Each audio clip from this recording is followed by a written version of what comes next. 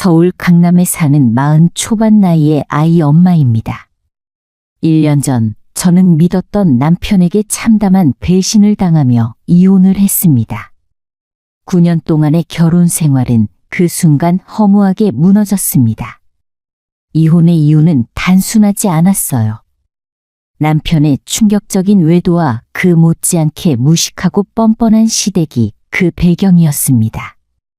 언제나 제 편일 것 같던 남편이 하루아침에 다른 사람처럼 변했고, 알고 보니 저 몰래 바람을 피우며 다른 여자와 살림을 차리고 있더라고요. 더 황당했던 건 그 사실을 모르는 시댁이 저희 친정이 잘 산다는 이유로 터무니없는 요구를 해왔다는 겁니다. 마치 날강도처럼 부모님 재산을 탐내며 은근히 빼앗으려 들었죠. 그 순간 저는 결심했습니다. 남편도 시댁 식구들도 절대 가만두지 않겠다고요. 그렇게 저는 제대로 복수를 준비했고 오늘 그 이야기를 하려 합니다. 남편과 저는 대학교에서 처음 만났습니다. 학과는 달랐지만 같은 교양 수업에서 저를 눈여겨본 남편이 먼저 말을 걸어왔죠. 적극적인 그의 대시 덕분에 우리는 연인이 되었고 군대에 간 그를 저는 끝까지 기다렸습니다. 그는 늘 한결같았고 그 믿음이 제 인내의 이유가 되었습니다. 남편에게는 꿈이 하나 있었어요. 당시 살아계시던 시아버지의 회사를 물려받아 키워보겠다는 것이었죠. 큰 사업은 아니었지만 집안을 먹여 살릴 만큼은 되는 회사였습니다. 저는 그의 꿈을 응원했고 그는 사업이 안정되자마자 제게 청혼을 했습니다. 결혼 후 저는 직장을 바로 그만두었어요. 남편의 꿈을 위해 제가 뒷바라지하는 것이 당연하다고 생각했으니까요. 하지만 결혼 생활이 평탄하기만 한 건 아니었습니다. 결혼하고 나서 알게 된 건 시댁 식구들이 꽤 유별나다는 사실이었어요. 시아버지가 지병으로 세상을 떠난 뒤 시어머니와 시누이의 성격이 드러났죠. 결혼 전에는 숨기고 있던 본색을 결혼하자마자 거리낌 없이 보여주었습니다. 명절이면 저 혼자 부엌에 서서 밥을 해야 했고 뜬금없이 시댁에서 먹을 김장을 해오라는 요구도 있었습니다. 다행히 남편이 중간에서 막아주어서 큰 갈등으로 번지진 않았지만 불편한 기류는 늘 존재했죠. 그러던 어느 날 믿었던 남편이 저를 배신하고 있었다는 사실을 알게 되었습니다. 평소 친하게 지내던 남편 회사의 격리 직원이 전화를 걸어온 것이었어요. 예의 바르고 성실한 분이라 제가 병원비까지 도와준 적이 있는 사람이었죠.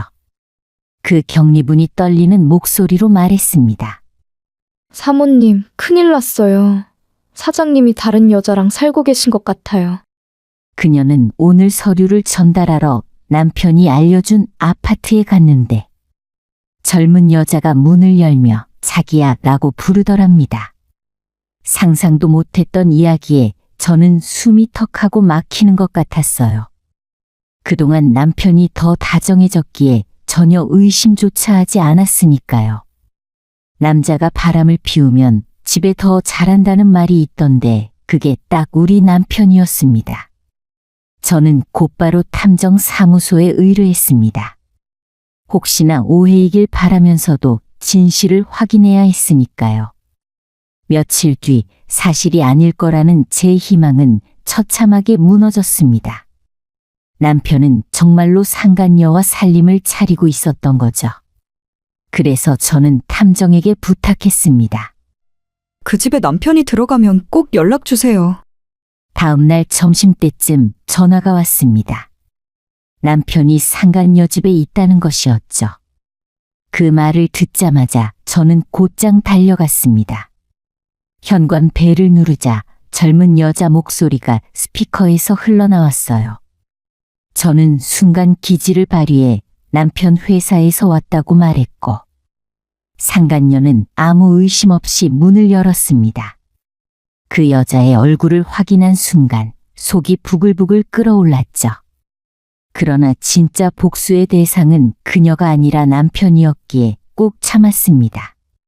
잠시 후 주방에서 남편이 앞치마를 두른 채 걸어 나오더라고요. 집에서도 안 하던 요리를 그녀를 위해 하고 있었던 겁니다. 당신이 여길 어떻게? 제 얼굴을 확인한 남편이 하얗게 질렸습니다. 저는 주저없이 그의 머리채를 잡았고 그동안 쌓인 분노가 주먹이 되어 쏟아졌죠. 남편은 아프다며 애원했지만 저는 멈추지 않았습니다. 맞을 짓을 안 했으면 이렇게 될 일도 없었어. 결국 남편 얼굴에서 코피가 터졌고 그 모습을 본 상간녀가 비명을 질렀습니다. 그러나 제 분노는 쉽게 가라앉지 않았어요. 그날 저는 제 인생에서 가장 치열한 싸움을 하고 있었습니다. 저는 그 자리에서 단호하게 말했어요. 당신하고는 무조건 이혼할 거야. 그 말을 남기고 집으로 돌아왔어요. 그런데 뜻밖에도 남편이 상간녀를 두고 저를 따라오더라고요. 잘못했다며 무릎까지 꿇고 용서를 비는 모습이 참 꼴사나웠습니다. 다른 여자랑 살림까지 차린 사람이 어디서 뻔뻔하게 용서를 빌어? 제가 그렇게 쏘아붙이자 남편은 울고불고 난리가 났습니다. 내가 잘못했어. 하지만 진짜 사랑하는 사람은 너야. 칼이 목에 들어와도 나는 가정을 지킬 거야. 그 말에 저는 어이가 없었습니다. 가정을 파탄낸 사람이 가정을 지키겠다니 앞뒤도 맞지 않는 궤변이었죠. 하지만 그런 남편의 말에도 저는 전혀 흔들리지 않았습니다. 바람도 모자라 상간녀와 함께 살림까지 차린 남자를 대체 어떤 이유로 용서하며 살아야 한단 말입니까? 그래서 분명하게 이야기했어요. 당신이 이혼을 거부하면 소송을 걸어서라도 할 거야. 결국 남편은 항복했고 제 요구대로 이혼을 해주겠다고 했습니다. 다만 조건이 하나 있었죠. 곧 시누이가 결혼을 앞두고 있으니 그때까지만 이혼을 미뤄달라는 것이었습니다. 시누이의 예비신랑 집안은 조건이 훌륭했어요. 시부모님은 약사, 예비신랑도 약사, 그리고 곧 부모님이 운영하는 큰 약국을 물려받을 예정이었죠. 시누이로서는 절대로 놓치고 싶지 않은 상대였을 겁니다. 남편은 말했습니다. 동생네 예비시댁에서 내가 이혼남이라는 걸 알면 체면이 말이 아니야. 친척들도 이상하게 볼 거고 제발 결혼식 때까지만 참아줘. 그 후에는 네 조건 전부 맞춰줄게. 저는 마음 같아서는 당장 이혼하겠다고 하고 싶었지만 남편이 위자료, 재산분할, 양육권과 양육비까지 모두 제 조건에 맞춰준다고 하니 계산이 섰습니다. 어차피 소송으로 가도 시간이 걸리니 차라리 이 방법이 더 빠르겠다 싶었어요. 하지만 진짜 황당한 일은 그 뒤에 벌어졌습니다. 어느 날 시어머니와 시누이가 불쑥 저희 집에 찾아왔어요. 어머님, 연락이라도 하고 오시죠.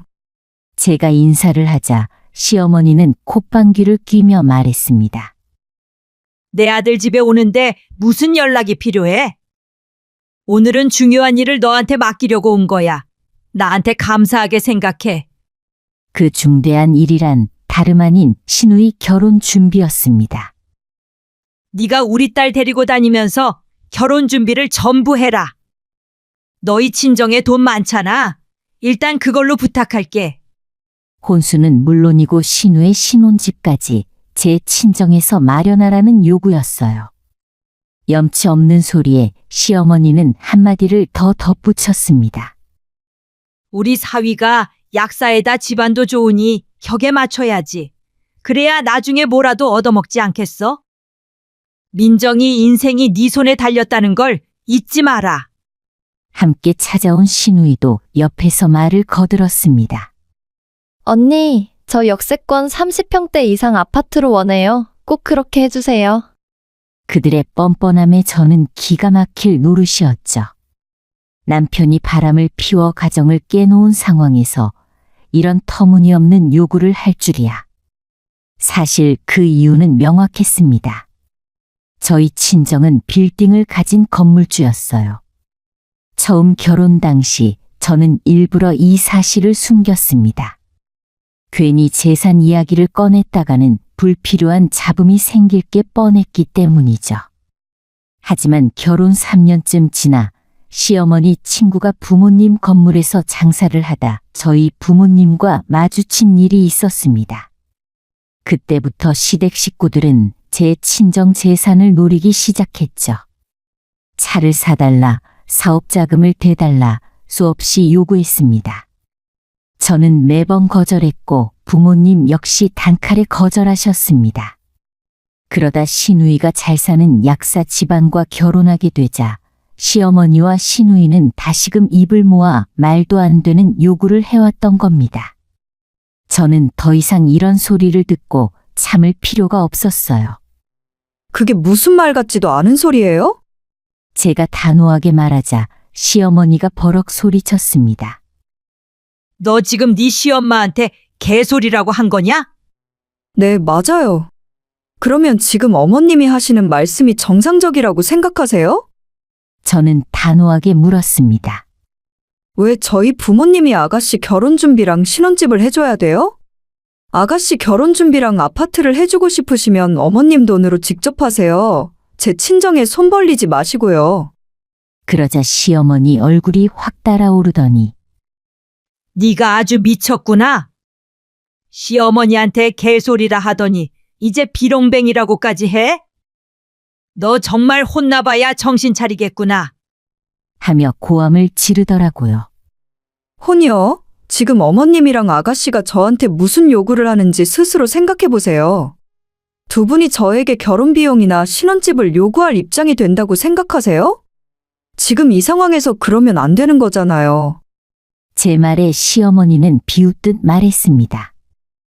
너 자꾸 이런 식이면 우리 아들이랑 이혼시킬 수밖에 없다.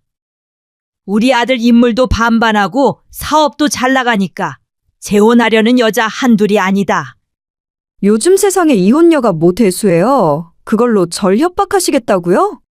저는 차갑게 잘라 말했어요. 저는 아가씨 결혼 준비도 신혼집도 해줄 생각 없으니 그딴 소리 하실 거면 당장 제 집에서 나가세요. 경찰 부르기 전에. 결국 저는 시어머니와 시누이를 문 밖으로 내쫓았습니다. 두 사람은 제 반응이 예상 밖이었는지 당황한 표정이었죠. 제 친정이 재산이 많으니 제가 당연히 해줄 거라고 착각한 모양이었습니다. 그날 저는 남편에게 전화를 걸어 따져 물었어요. 당신이 바람 피워서 딴 살림 차린 것도 모자라 이젠 시어머니랑 시누이가 나한테 신혼집까지 해오라고 하네.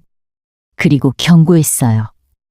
시댁 식구들이 계속 날 괴롭히면 신우 결혼식까지 이혼 안 하고 기다려주는 거 못할 것 같아.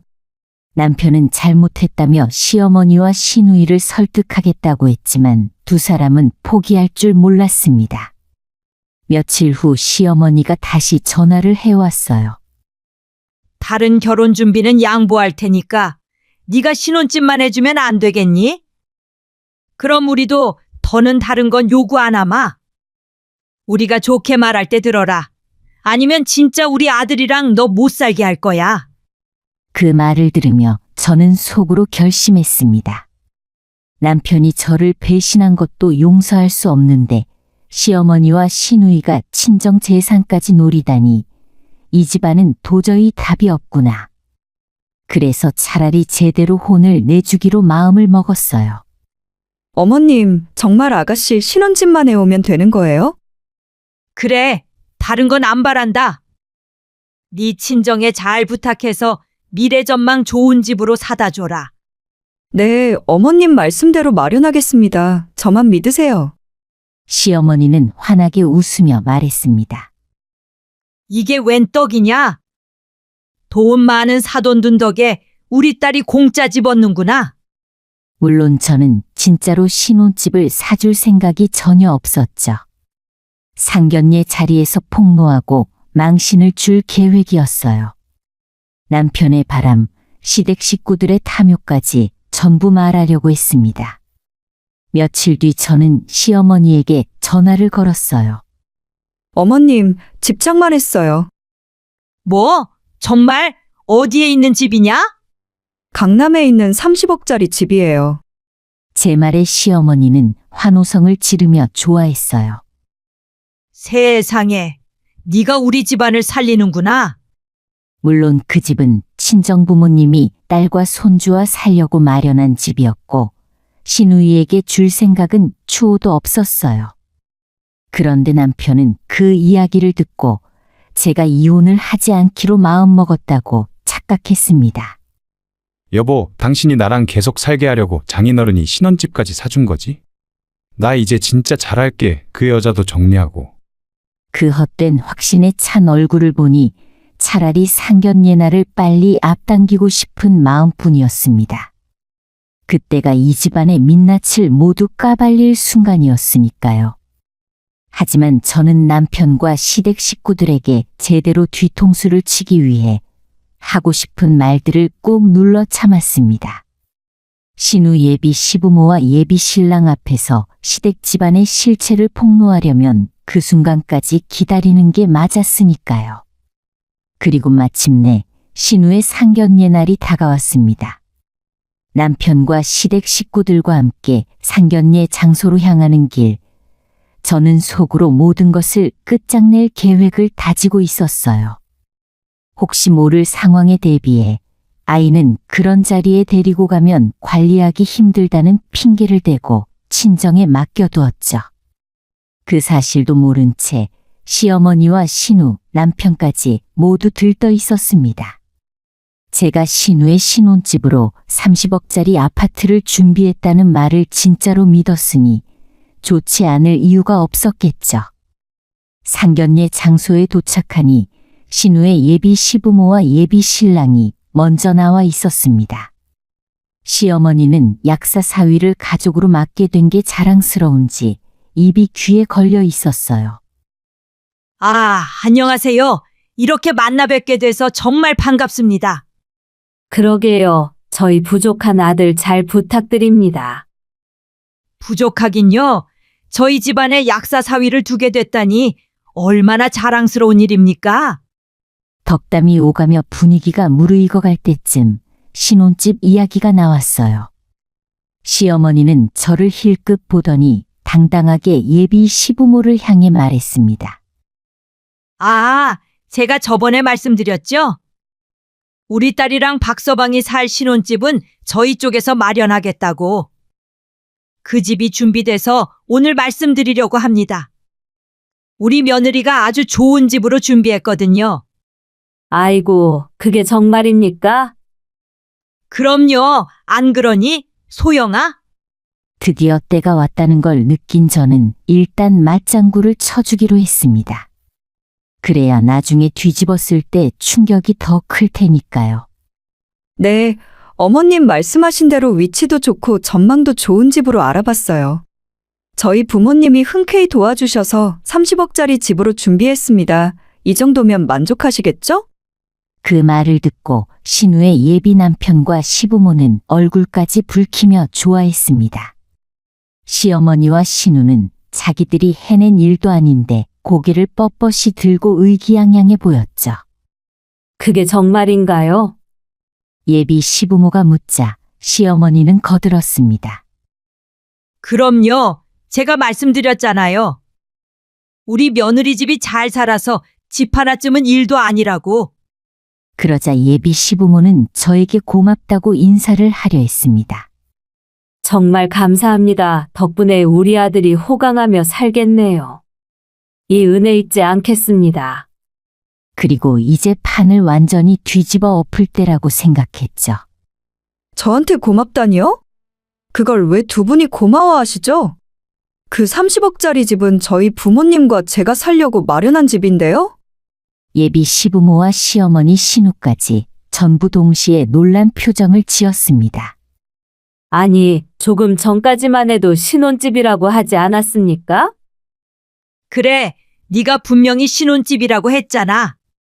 신우는 당황하며 소리를 질렀습니다. 언니, 농담하는 거죠? 그 집 우리 신혼집 맞잖아요. 저는 단호하게 딱 잘라 말했습니다. 정신 좀 차리세요. 아가씨 결혼하는데 왜 저희 부모님이 30억짜리 집을 해주셔야 합니까? 그리고 이왕 이렇게 된 거 중요한 얘기를 좀 하죠. 저는 숨겨왔던 진실을 전부 털어놨습니다. 저희 시댁 식구들은 저희 친정이 잘 사는 걸 알자마자 계속 돈 달라, 뭐 해달라 요구만 해왔어요. 이번에는 아가씨 신혼집을 안 해주면 남편과 이혼시키겠다고 협박까지 했고요. 게다가 제 남편은 저 몰래 바람이 나서 딴 살림까지 차렸습니다. 제 말을 들은 신우의 예비 시부모들의 얼굴이 굳어졌습니다. 그러니까 우리 아들이 결혼하면 사위 돈을 뜯어먹으려고 했다는 겁니까? 저는 차갑게 웃었습니다. 네, 저도 이번에 남편과 이혼할 거예요. 그러니 아드님도 장가 보내려면 각오 단단히 하셔야 할 거예요. 그제야 남편이 고개를 숙이며 말했습니다. 엄마 미안해. 사실은 내가 바람난 것도 맞고 딴 살림 차린 것도 맞아. 그래서 이혼할 거야. 순식간에 상견례장은 아수라장이 되어버렸어요. 예비 시부모는 뭐 이런 집안이 다 있냐며 자리에서 벌떡 일어났고, 신우는 그럼 내 결혼은 어떻게 되냐며 울부짖었습니다. 시어머니는 머리를 싸쥐고 아이고 이놈아. 라며 외쳤습니다. 그 순간 저는 속으로 조용히 생각했어요. 이제야 제대로 갚아줬다. 아무래도 이 결혼은 없던 일로 하는 게 좋겠습니다. 그쪽 집안이 이렇게 더러운 줄 알았으면 우리 아들 결혼은 처음부터 허락도 안 했어요. 참 재수가 없으려니까.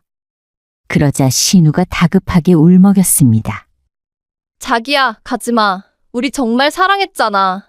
자기가 원하는 건 뭐든 다 해줄게. 제발 나 버리고 가지마. 하지만 신우의 예비 신랑은 단호했습니다. 사랑은 무슨 사랑? 며느리한테 돈 내놓으라 집 사달라 협박까지 하는 집안인데 뻔하지. 결혼하면 나도 똑같이 당할 게 뻔해. 앞으로 다시는 얼굴 보지 말자.